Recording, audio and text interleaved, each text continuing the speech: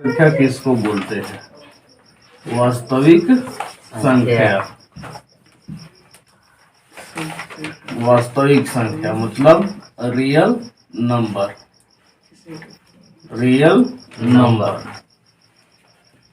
Real number जो generally है तुम लोग को जो पढ़ना है वो है सिर्फ परिमेय और अपरिमेय संख्या के समुच्चय, या ऐसे हम बोलते हैं सभी संख्याओं के समुच्चय को वास्तविक संख्या कहा जाता है।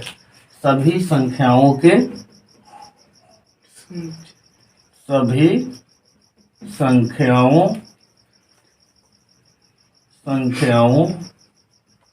के समुच्चय को वास्तविक संख्या कहा जाता है। क्या कहते हैं? वास्तविक संख्या कहा जाता है। कहा जाता है सभी संख्याओं के समुच्चय को।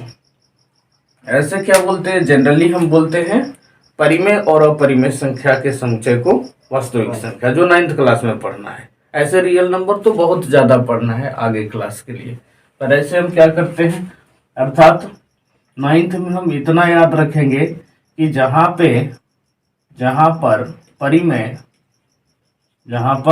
परिमेय प्लस अपरिमेय हो, क्या हो? अपरिमेय हो, उसको क्या कहेंगे? वास्तविक संख्या कहेंगे। क्या कहेंगे? वास्तविक संख्या कहेंगे। वास्तविक संख्या कहते हैं रियल नंबर। और रियल नंबर को हम हमेशा, परिमेय को देखो, वास्तविक संख्या क्या है? वास्तविक संख्या को हम r से डिनोट करते हैं। वास्तविक संख्या को r से लिखा जाता है। और जैसे मैं बताए थे, कोई भी संख्या लिख लो, इसमें लिख लो कोई भी संख्या, जैसे 1/2 -1/2 3/2 2 0 5, रूट में भी रहेगा 5, ऐसे रूट में 7/2। तो ये सब सारी संख्या क्या है? वास्तविक संख्या है। क्या है? वास्तविक संख्या है। जो भी संख्या यहाँ लिख लो सब वास्तविक संख्या है। अब यहाँ पे अपवाद में कुछ संख्या ऐसे हैं जो वास्तविक संख्या नहीं होते हैं। वो वास्तविक संख्या कौन नहीं होगा? जैसे रूट में -5 दे देगा। जब रूट में माइनस दे देगा तो ये वास्तविक संख्या नहीं है। ये वास्तविक संख्या नहीं है। r नहीं है, मतलब वास्तविक संख्या नहीं है, क्योंकि इसको r से डिनोट किया जाता है। वास्तविक संख्या को r से डिनोट करते हैं। और ये अपवाद में जब रूट में माइनस लग जाएगा तो ये वास्तविक संख्या नहीं होता है। तो सभी संख्याओं के समुच्चय को वास्तविक संख्या कहा जाता है, अर्थात परिमेय और अपरिमेय को मिलाने पर क्या मिलता है? वास्तविक संख्या। क्यों ऐसा कहा गया? क्योंकि परिमेय में बहुत सारी संख्याएं आ जाता है। जैसे हम कथन सत्य और असत्य वाले में बताते हैं कि सभी प्राकृत संख्या पूर्ण संख्या होता है ना, लेकिन पूर्ण संख्या प्राकृत संख्या नहीं होता है। तो 1 से 5 तक क्वेश्चन में बता दिए थे ये सब। इसके बाद देखो छोटी छोटी पॉइंट जो होता है वो होता है 0/1, 1/0, फिर 1 - 0, 0 - 1, 0 + 1, 1 + 0, ये सारी संख्या है। ये देखो 0 से हम भाग देते हैं, इसको हम ऐसे भी तो लिख सकते हैं 0/1, तो ये कितना हो जाता है? 0। ये होता है 1/0, तो ये कितना हो जाता है? अनंत हो जाता है। अनडिफाइंड है, ये अनडिफाइंड है। अनडिफाइंड, अपरिभाषित बोलते हैं इसको हिंदी में। अपरिभाषित बोलते हैं। और यहाँ पे कितना हो जाएगा? 1 हो जाएगा। 1 में से 0 घटाएंगे तो 1 आएगा, लेकिन 0 में से -1, 0 में 1 जोड़ेंगे तो कितना आएगा?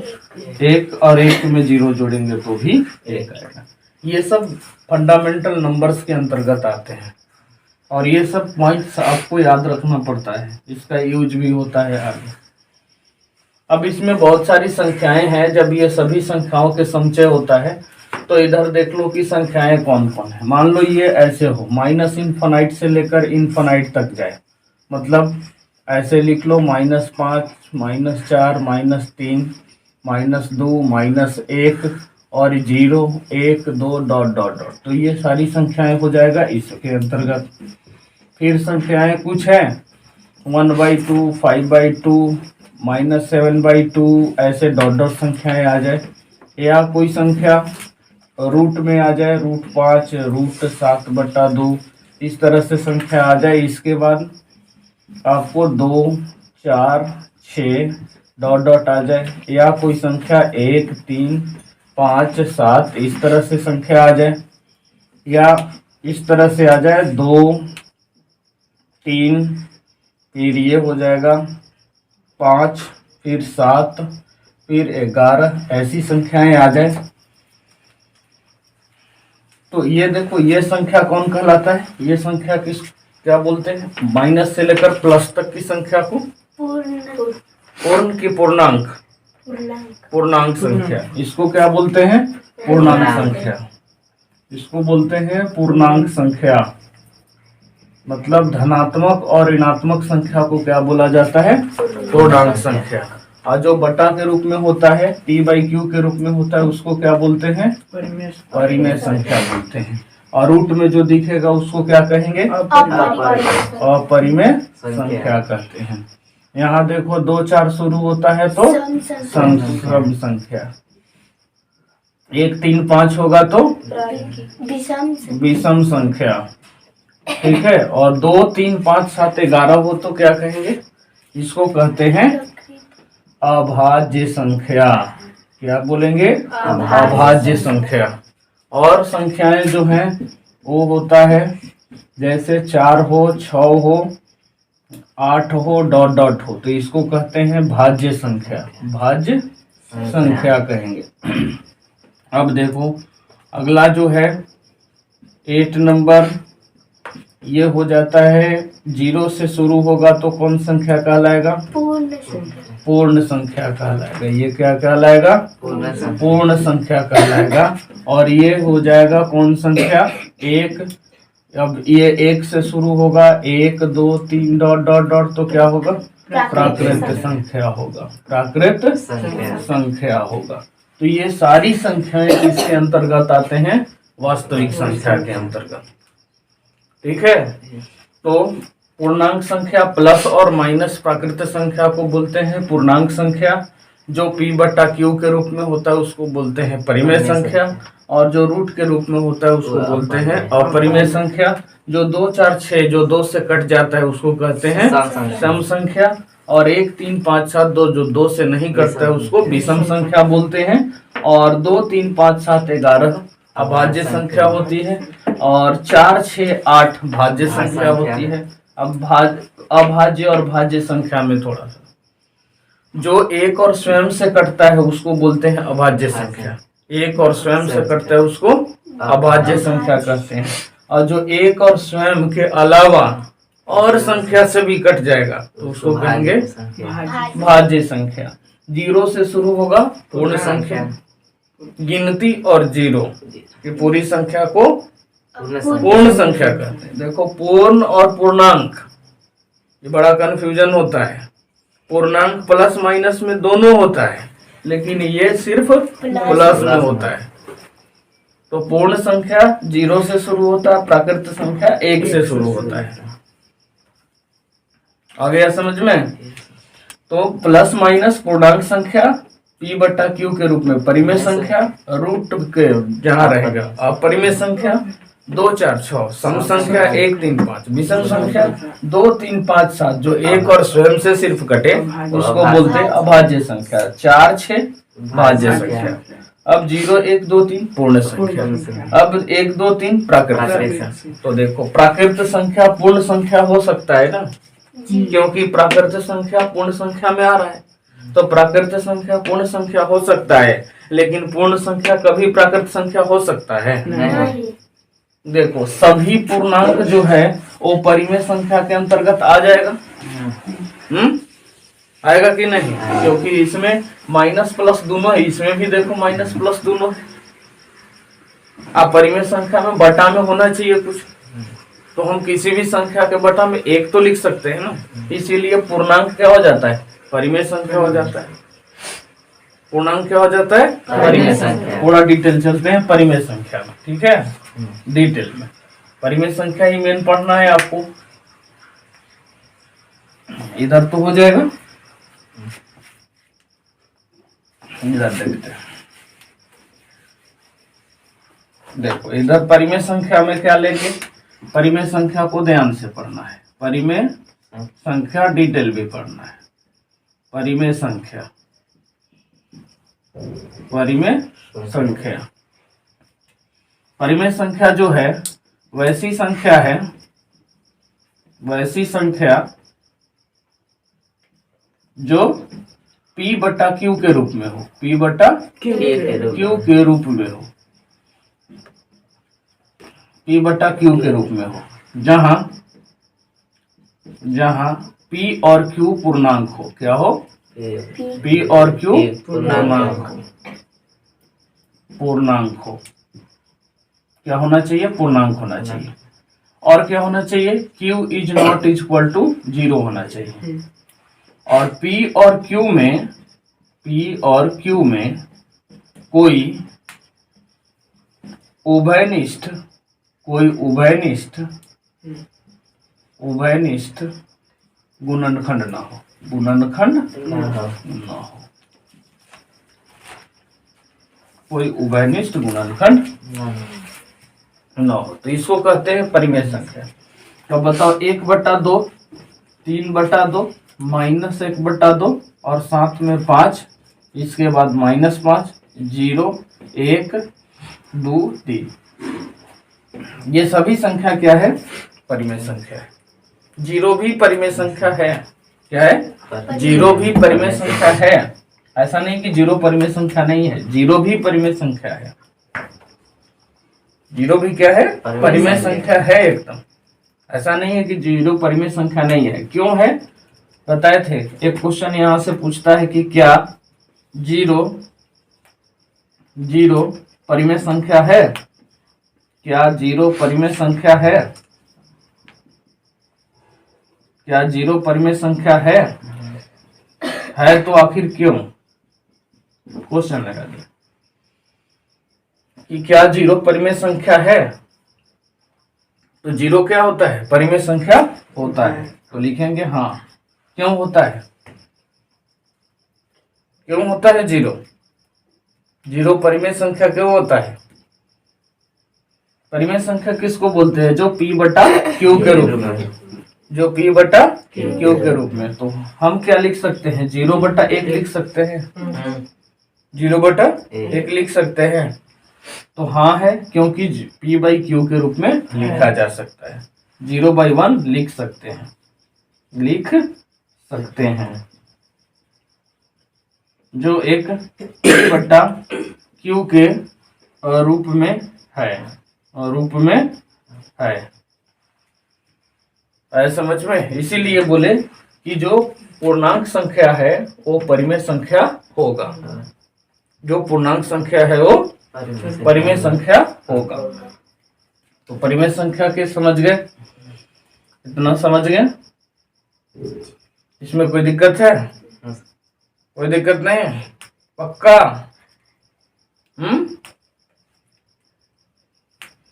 तो ये परिमेय संख्या था। अब परिमेय संख्या में इसमें आप पढ़ना क्या क्या है, ये देखो। सबसे पहले आपको पढ़ना है कि इससे, इस इतने से आपको क्वेश्चन बनेंगे इस टाइप के, जैसे कि सभी प्राकृत संख्या पूर्ण संख्या हो सकते हैं, लेकिन पूर्ण संख्या प्राकृत संख्या नहीं होंगे। पूर्णांक संख्या परिमेय संख्या होते हैं, लेकिन सभी परिमेय संख्या पूर्णांक संख्या नहीं होते हैं। ऐसे क्वेश्चन पढ़ना है। फिर सबसे छोटा पूछेगा कि भाज्य संख्या कौन है, सबसे छोटा भाज्य संख्या कौन है, 4। सबसे छोटा भाज्य संख्या 4। और कहेगा सबसे छोटा अभाज्य संख्या कौन है, 2। ये सब भी याद रखना। अब पूछेगा कि सबसे छोटा सम अभाज्य संख्या कौन है, तो देखो ये सम संख्या भी है और साथ में अभाज्य भी है। तो सबसे छोटी सम अभाज्य संख्या, ये सब भी पॉइंट कर लेना होगा, ठीक है। सबसे छोटी सम अभाज्य संख्या 2, सबसे छोटी अभाज्य भाज्य संख्या 4, पूर्ण संख्या 0 से शुरू होता है, प्राकृत संख्या 1 से शुरू होता है। सभी प्राकृत संख्या पूर्ण संख्या हो सकते हैं, लेकिन पूर्ण संख्या प्राकृत संख्या नहीं। सभी पूर्णांक संख्या परिमेय संख्या हो सकते हैं, लेकिन सभी परिमेय संख्या पूर्णांक नहीं हो सकते हैं। पूर्णांक मतलब होता है पूरा पूरा, लेकिन परिमेय में बटा में भी होता है, ठीक है। अब इसके बाद इससे रिलेटेड हो गया। अब इसके बाद क्या पढ़ना है, आरोही और अवरोही क्रम संख्या, आरोही एवं अवरोही क्रम। इसके बाद क्या पढ़ना है, संख्या रेखा पर दर्शाने के लिए पढ़ना है। इसके बाद क्या पढ़ना है, दो परिमेय संख्या के बीच कितनी परिमेय संख्या होती है, क्या होता है, अनंत होता है। दो प्राकृत संख्या के बीच कितनी प्राकृत संख्या होगी, अनंत होगा। दो पूर्णांकों के बीच कितनी संख्या होगी, अनंत होगा। जितना कहेगा उतना निकालेंगे, ठीक है। ये सब चीज लिखवा दिए थे। अब देखो कैसे कैसे क्वेश्चन आता है, ठीक है।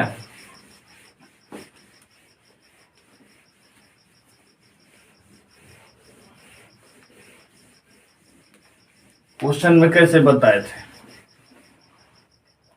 पहला बताए थे आपको आरोही और अवरोही क्रम, आरोही या अवरोही क्रम, आरोही आरोही और अवरोही क्रम, अवरोही क्रम। आरोही का मतलब क्या बताए थे, बढ़ते क्रम, बढ़ते क्रम। बढ़ते क्रम मतलब छोटा से बड़ा, छोटा से बड़ा। और अवरोही क्रम मतलब घटते क्रम, घटते क्रम। अवरोही क्रम मतलब घटते क्रम, और घटते क्रम मतलब बड़ा से छोटा। वाह क्या बात है, बड़ा से छोटा, बड़ा से छोटा बताए, ठीक है। जैसे मान लो यहाँ हम लिख रहे हैं 1 2 3, तो ये क्या हो जाएगा, क्या हो रहा है, ये बढ़ रहा है कि घट रहा है, तो ये बढ़ते क्रम होगा। और यहाँ मान लो 3 2 1 लिखते हैं, ये क्या होगा, घटते क्रम होगा ना। चलो आरोही अवरोही कंप्लीट। अब इसको मान लो 1/2 दिया है, और 3/2 दिया है, और 7/2 दिया है, तो इसको आरोही क्रम में मान लो सजाना है। किसमें, आरोही क्रम में। तो कैसे सजाएंगे, देख के भी बता सकते हैं। 1/2 3/2 7/2। देखो 1/2 0.5 है, ये 1.5 है, ये तो ये 1/2 सबसे छोटा, इसके बाद 3/2, इसके बाद 7/2। अब मान लो ऐसे दे दे 0 -1 5/2, और इधर लिख दे -2। तो आरोही क्रम में सजाना है, तो कैसे सजाएंगे, माइनस तो पहले लिखेंगे ना, सबसे छोटा यही होगा। -1 छोटा है कि अच्छा -2, -1। अब यहाँ तो फंस गए। -1 और -2 कहने का मतलब क्या है कि दोनों कर्जदार हैं, लेकिन एगो 1 रुपया लिया है, एगो 2 रुपया, तो कौन छोटा हो गया, 2 रुपया वाला ना छोटा हो गया।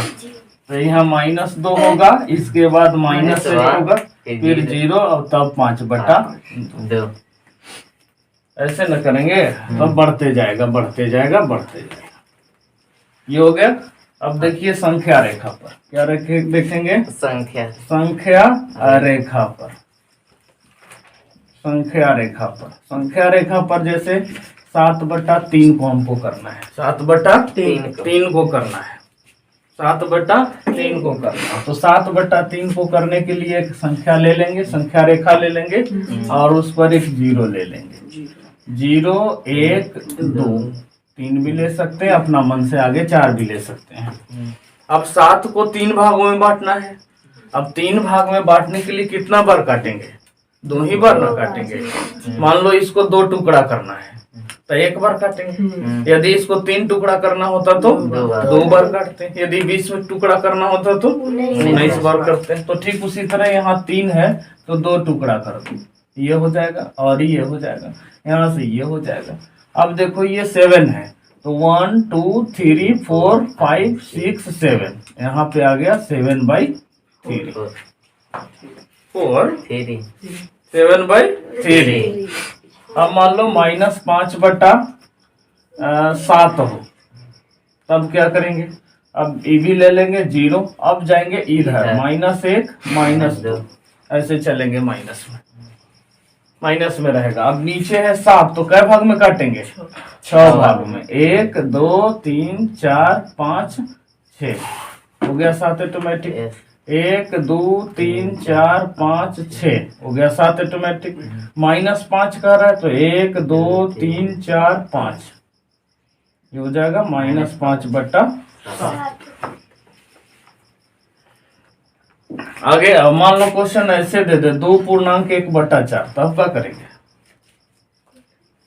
2.1/4 दे दे तब, तो पहले 4 दूना 8 हुए 1 9 9/4 लिखेंगे। इसके बाद संख्या रेखा लेंगे, ये 0 हो गया, 1 2 3 4 ऐसे करेंगे। अब इसके बाद क्या करेंगे? 4 भाग है तो 1 2 3 1 2 3 1 2 3। अब इसके बाद 9 है, 1 2 3, तो 1 2 3 4 5 6 7 8 9 कहाँ जाएगा? यहाँ जाएगा ना, तो ये हो जाएगा 9/4। ये हो गया संख्या रेखा। आया था ये सब? आ गया ये सब बनाने ना? कोई दिक्कत है? तो ये संख्या रेखा है। आरोही अवरोही क्रम माने आरोही माने बढ़ते क्रम, माने छोटा से बड़ा, अवरोही माने घटते क्रम माने बड़ा से छोटा, जैसे इस तरह से बनाया जाता है। संख्या रेखा पे दिखाना है 7/3, तो सबसे पहले 3 को हम 2 भाग में बांटेंगे। क्यों ऐसा बांटेंगे? क्योंकि किसी भी चीज को टुकड़ा करने के लिए एक कम किया जाता है। मान लो इसको तोड़ना है हमको 2 भाग में, तो कितना भाग? 1 बार काटेंगे। तो ठीक उसी तरह यहाँ जब 3 भाग में बांटना है तो हम 2 बार काटेंगे। सिंपल सी बात है। तो ऐसे आपको -5/7, ऐसे 2.1/4, ऐसे कोई भी संख्या हो तो आसानी से संख्या रेखा पर बना सकते हो। माइनस में 0 से आपको किधर लाना है? दाईं ओर की बाईं ओर? बाईं ओर जाना रहता है। और 0 से यदि प्लस में है तो आप दाईं ओर जाएंगे, क्योंकि संख्या रेखा पर 0 से दाईं ओर जो होता है धनात्मक होता है और बाईं ओर ऋणात्मक होता है। इतना आ गया था। अब आगे देखिए,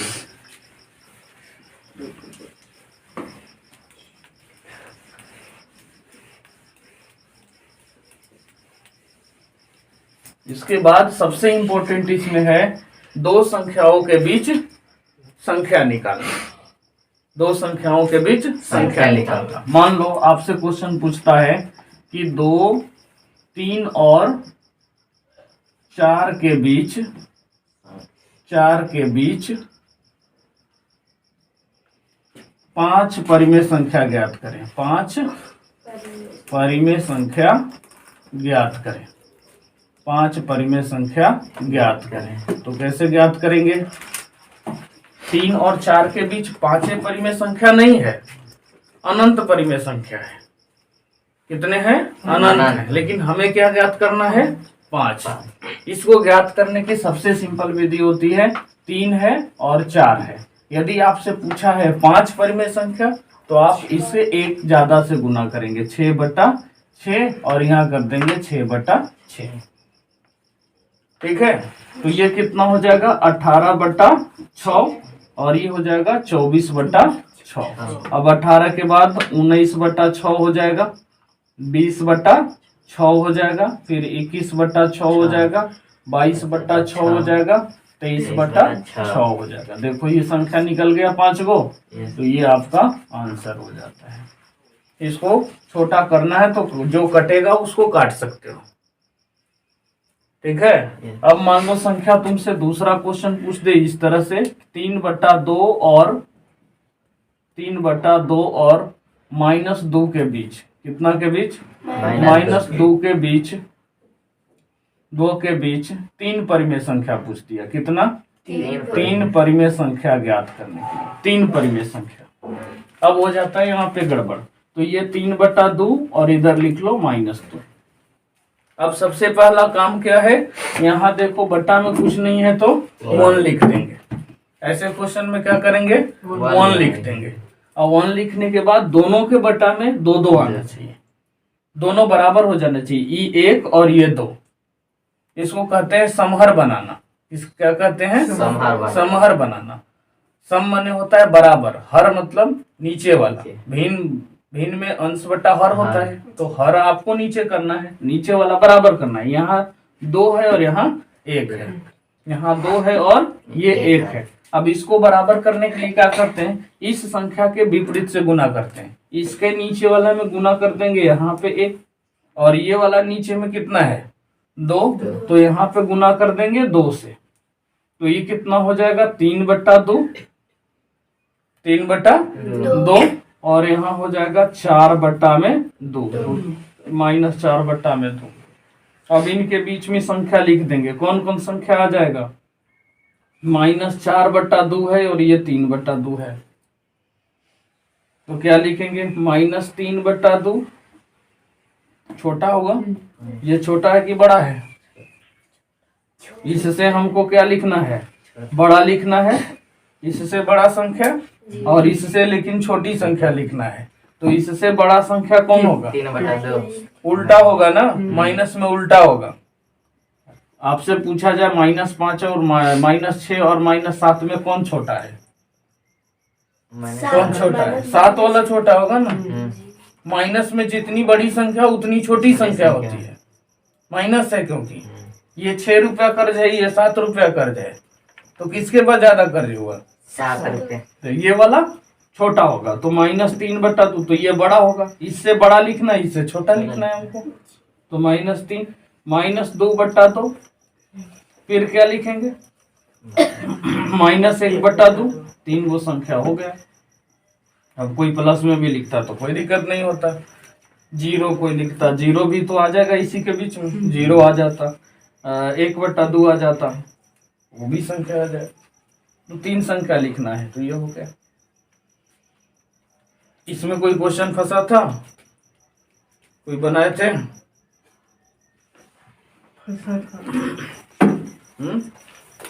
कौन क्वेश्चन, तो ऐसे आपको परिमेय संख्या बनाया जाता है। अब इसमें इतना ही पढ़ना था, ठीक है।